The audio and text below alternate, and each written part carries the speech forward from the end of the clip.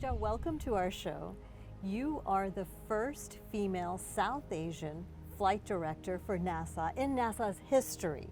There have been only 100 flight directors in its 60-year history, only 14 of them women, and you are one of them. So first of all, hats off to you. Congratulations on this new role that you're taking on.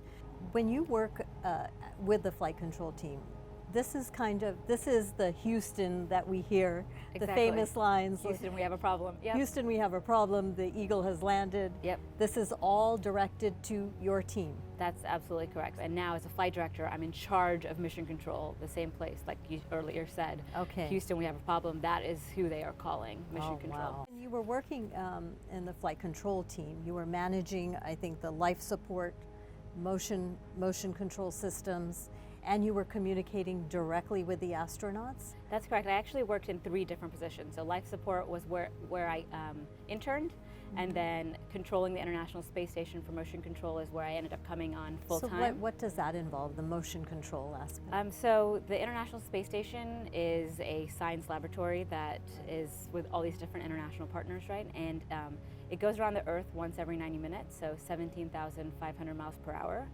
And standardly on board, recently there's been about 6 crew members on the International Space Station. So the way that International Space Station actually flies around the Earth, docks to when the shuttle used to go there, to the Soyuz Russian vehicle that docks there, and then we have SpaceX and Cygnus vehicles that also dock there. That motion control group is in charge of how those vehicles dock and where we're actually flying around the Earth. And you were also, is it called Capcom? Right, so after I transitioned out of ADCO, I moved over to Capcom. So Capcom is a position in mission control as well. That's a capsule communicator. So it's the person that talks to the astronauts on board.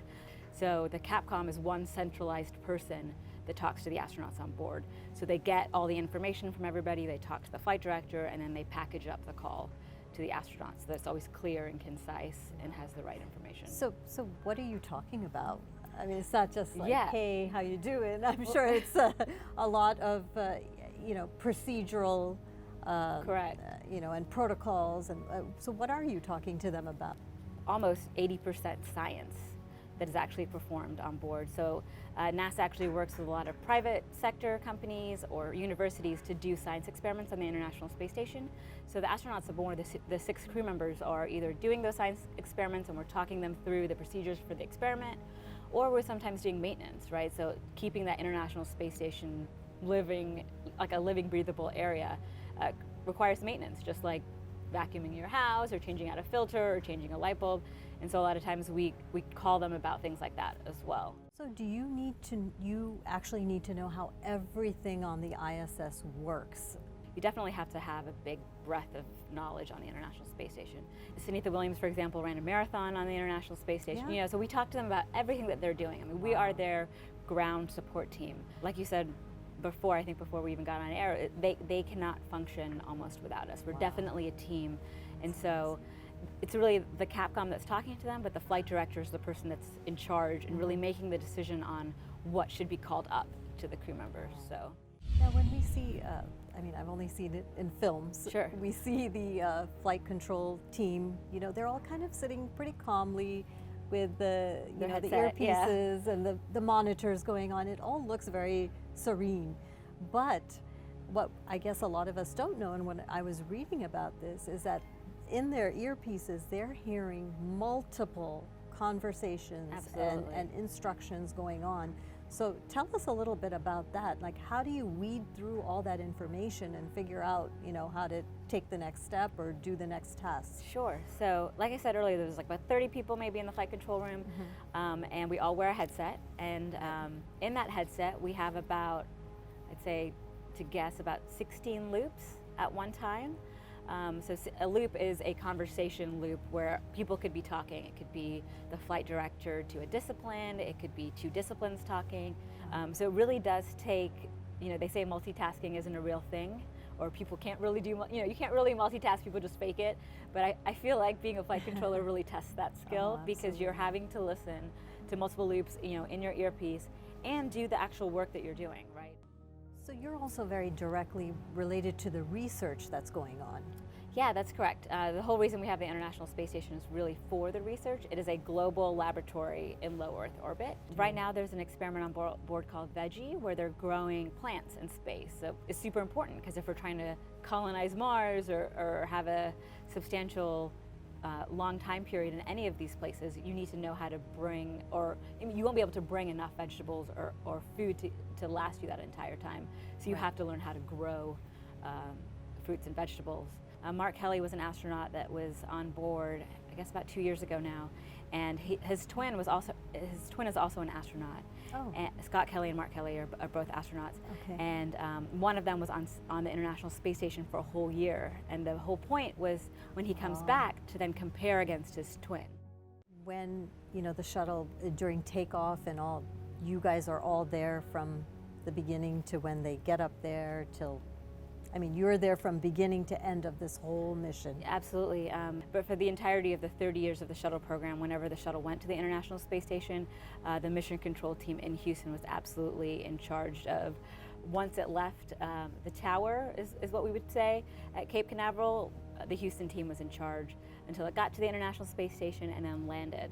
How tense is that time period from takeoff to them actually getting there? Oh, it's super tense, right? Yeah. It takes a lot of training for the flight control team and the flight director to be able to know and respond to any sort of failure that may happen during that time. I mean, there are, and by that time, you really do know the astronauts that are on board that shuttle or on that Soyuz vehicle now that's going to the International Space Station. So they're almost your family, and so their lives are in your hands, and you really have to be able to make that split-second decision that could save them at the end of the day. And so the type of training that the mission control team does is huge. And so the commercial crew program is helping us now reach out to commercial partners like Boeing and SpaceX to create vehicles that are now going to take us to the International Space Station. Okay. So in 2019, next year, we're going to have 2 unmanned flights of both the Boeing and the SpaceX vehicle, and then 2 manned flights with astronauts. And Sunita Williams is going to be one of the astronauts on one of those flights, so she's going to be flying again to the International Space Station. Something about a gateway near the moon? So Yeah. It sounds just unbelievable. Yeah, so the Orion spacecraft and the SLS rocket are actually our way to get back to the moon. The whole plan is in 2022 to launch an Orion mission. It's going to be called EM1 that will take us back to the moon. And it's going to be an uncrewed mission first that'll just take us around the moon. And then EM2 that'll happen shortly after that will have crew on it. The goal is actually to create a gateway platform, which is going to be an International Space Station pretty much, and then potentially also go from that station to Mars, right? So it'll be another platform. It's time to go on to the moon and Mars and do further exploration. And so setting up this gateway system is going to help us do that. Is there a possibility of sending just my neighbor to the moon or I in don't know. Space if he wants to? Yeah, if he absolutely. can, yeah? I think absolutely in space. Maybe not to the moon, but definitely to space. All these commercial companies like SpaceX are sort of starting to create that platform where you can buy a ticket, you know, to go to low Earth orbit, maybe even to the International Space Station once it gets commercialized. So that is brewing. Yes, absolutely, absolutely. I think space tourism is really something that's going to pick up probably in the next 5 to 10 years.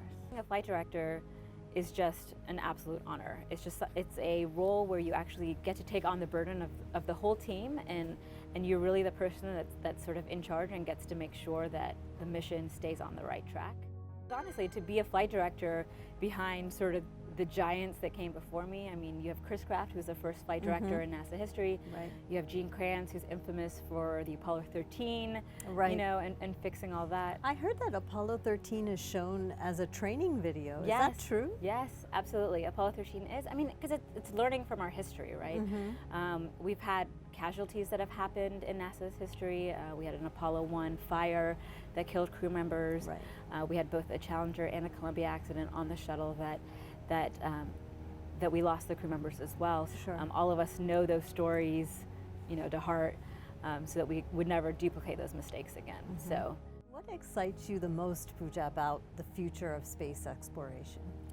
I think we're just on the cusp of a really exciting time. But we are really at the cusp of now doing commercial entities with Boeing and SpaceX now flying next year with NASA astronauts on board, and then going back to the moon. I mean, that couldn't not be, that could not be exciting. I mean, getting to go back to the moon, go around the moon, land on the moon, create the space station gateway around the moon, I mean, with international entities is going to be amazing. Any advice, Pooja, for kids out there who would love to pursue a career in aerospace engineering? I think not only just for aerospace engineering, but I think almost for any career, what helped me the most was having really good mentors. And even now, I mean, even with the role that I have now, I'm having a lot of people reach out to me, being like, how did you get this job? What can I do to get it? And I will almost talk to anyone. Right. Because it's very interesting to share my own story and know that there's no right path to get anywhere, right? It's almost just working hard and trying your best. Any hints on whether there's life on other planets? We can't be the only life form in that universe. There's no way, right? If you see where we are in the Milky Way galaxy, we're like one speck, if you ever see that picture. So there's absolutely no way that we are the only life form. There is no way. But that's my personal opinion. Not an official NASA. Okay. Yeah. We'll keep that for the top secret stuff. Right, exactly. Okay.